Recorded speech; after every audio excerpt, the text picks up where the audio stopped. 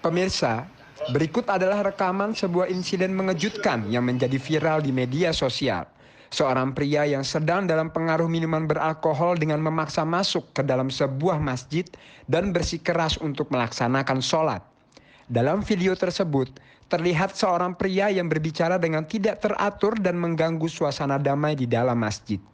Meski sempat bersih tegang, namun setelah melihat keinginan seorang pria tersebut yang begitu keras ingin melakukan ibadah sholat, pihak masjid pun akhirnya memperbolehkannya bergabung dengan jamaah, dengan harapan bahwa kekuatan doa akan memberi ketenangan dan petunjuk. Assalamualaikum warahmatullahi. Tragisnya, saat rakaat kedua, pria tersebut roboh di atas lantai. Pihak layanan medis darurat segera dipanggil, namun meskipun usaha mereka, pria tersebut meninggal dunia di dalam masjid. Insiden ini menjadi pengingat akan pentingnya mencari bantuan dan petunjuk dalam situasi kesulitan. Ini merupakan pelajaran bagi kita semua untuk membantu mereka yang membutuhkan dan menawarkan dukungan.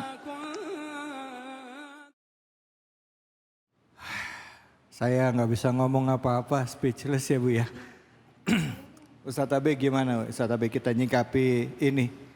Masya Allah, banyak pelajaran dari yang kita sama-sama saksikan.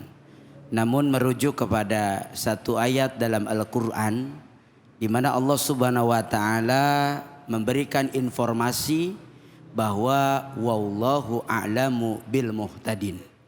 Atau dengan ayat yang lain, wa huwa a'lamu bil muhtadin.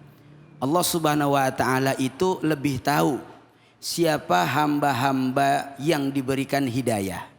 Sehingganya kita menjadi manusia jangan pernah mengedepankan rasa suudzon dengan segala apapun kepada orang lain.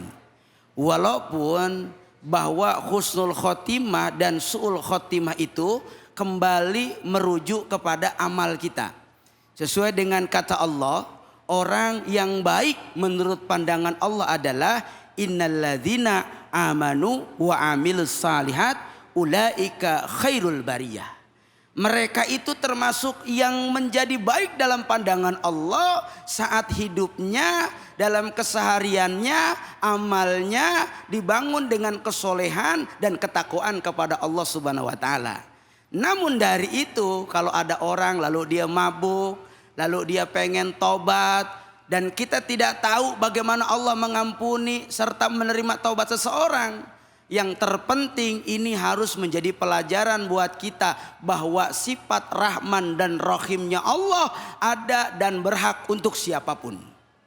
Sifat Rahman dan Rahimnya Allah berlaku buat seluruh umat. Mulai karenanya menjadi satu pelajaran untuk kita, jangan mengklaim bahwa orang lain itu lebih jelek dari kita. Boleh jadi kita lebih hina daripada orang lain. Terima kasih Ustaz. Baik, alhamdulillah, terima kasih. Said Awi gimana kalau ngelihat kayak gini menurut pandangan Said Awi ini? Insya Allah. Memang kejadian seperti ini adalah kejadian yang bisa dibilang luar biasa. Allah Subhanahu wa taala membukakan pintu hidayah, membuka daripada pintu tobat kepada siapapun. Asalkan hambanya ini yang mau bertobat pada Allah Subhanahu wa taala. Maka di sini tadi yang disampaikan Ustadz Abai, kita harus pandai berhusnuzon kepada siapapun. Hatta walaupun kepada seorang pemabuk sekalipun. Berhusnuzon. Bahkan kepada Allah Subhanahu wa taala kita harus berhusnuzon. Di dalam sebuah hadis qudsi, Allah Subhanahu wa taala bahwasanya mengatakan, ana 'inda dhanni 'abdi bi. Aku ini tergantung dengan prasangka hambaku kepada aku, kata Allah. Wa ana ma'ahu idza dzakarani. Dan aku bersamanya apabila ia mengingatku. Fa in dzakarani fi nafsihi dzakartuhu fi nafsi. Apabila ia mengingat akan diriku di dalam dirinya, maka aku akan mengingat dirinya di dalam diriku, kata Allah. Maka di sini pandailah jadi orang yang berhusnuzon kepada siapapun, kepada Allah dan juga makhluknya. Yang tadi kita lihat seorang pemabuk, Allah Subhanahu wa taala yang Maha tahu. Wallahu a'lam, Allah yang Maha tahu. Kita hanya bisa berdoa semoga mati dalam keadaan husnul khatimah. Amin. Karena banyak sekali di antara kita, banyak orang-orang yang semasa hidupnya baik, tapi meninggalnya bukan di tempat yang baik. Nah ini kebalikannya, meninggalnya di tempat yang meninggal di tempat yang baik. Kita bisa ambil pelajaran dari situ. Sehingga apa? Dahulu ada satu kisah seorang pemabuk juga. Jadi ada satu kisah seorang pemabuk pada saat itu setiap harinya bermaksiat kepada Allah. Pulang malam maksiat kepada Allah. Sampai suatu saat di malam hari di jalanan ia menemukan satu lembaran berisikan asma Allah. Katakanlah tulisan Bismillahirrahmanirrahim. Ia ambil kertas itu, dia bawa pulang, ia taruh di atas lemarinya. Dan entah kenapa pada besokan harinya ia diberi mimpi oleh Allah Subhanahu wa taala, yaitu mimpi keadaan ihwal surga dan neraka. Dan akhirnya apa? Setelah itu ia segera bertobat kepada Allah Subhanahu wa taala. Sampai-sampai ia mendapatkan gelar yaitu Asy-Syaikh Al-Khufi. Yaitu seorang guru yang takut, yang taat kepada Allah Subhanahu wa taala. Diangkat derajatnya oleh Allah karena apa? Hanya satu hal yaitu ta'zim, menghormati Allah Subhanahu wa taala. Ini masalah kecil, asma Allah, ia ambil kertas tersebut dengan ta'zim, dengan menghormati tulisan Allah, ia taruh di atas lemari dengan rasa ta'zim. Allah angkat derajatnya. Maka kita nggak tahu satu amalan sekecil apapun, satu hal kebaikan apapun bisa membawa kita ke surga. Amin amin ya rabbal Alamin. alamin. Insyaallah langsung oleh Ustaz Ahmad Hasibuan. Fadhil. Ihsan Hasibuan, fadhil. Silakan Ustaz Ihsan. Makasih saya Tarwi. Hadirin yang dirahmati oleh Allah Subhanahu wa taala, kalau kita perhatikan orang yang tadi adalah orang yang sangat beruntung. Meskipun sebelumnya dia telah melakukan kemaksiatan kepada Allah, dia telah melakukan kezoliman terhadap dirinya sendiri. Akan tetapi ternyata menjelang akhir hayatnya, Allah mengetuk hatinya, memberikan hidayah kepadanya. Kita tentunya adalah orang-orang yang berdosa juga. Saya yakin di antara kita tidak ada yang bersih dari dosanya, betul? Atau ada yang ngaku di sini bersih dari dosa?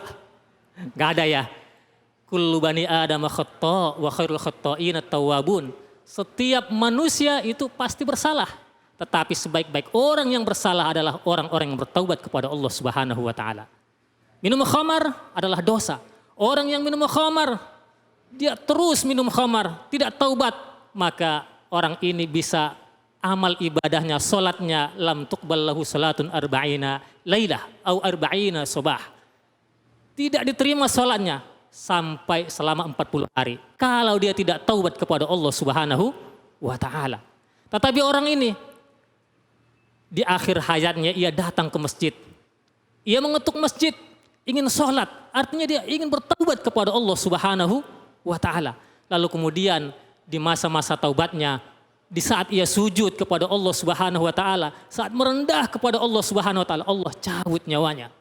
Nah kita bagaimana dengan kita, para hadirin yang dirahmati oleh Allah Subhanahu wa ta'ala? Bagaimana nasib kita nantinya? Apakah ada jaminan bagi kita? Ketika di akhir hayat kita akan diampuni oleh Allah Subhanahu wa taala, akan diberikan hidayah oleh Allah Subhanahu wa taala, atau jangan-jangan dibiarkan berada dalam kesalahan kita, dalam kemaksiatan kita. Na'udzubillahi min dzalik.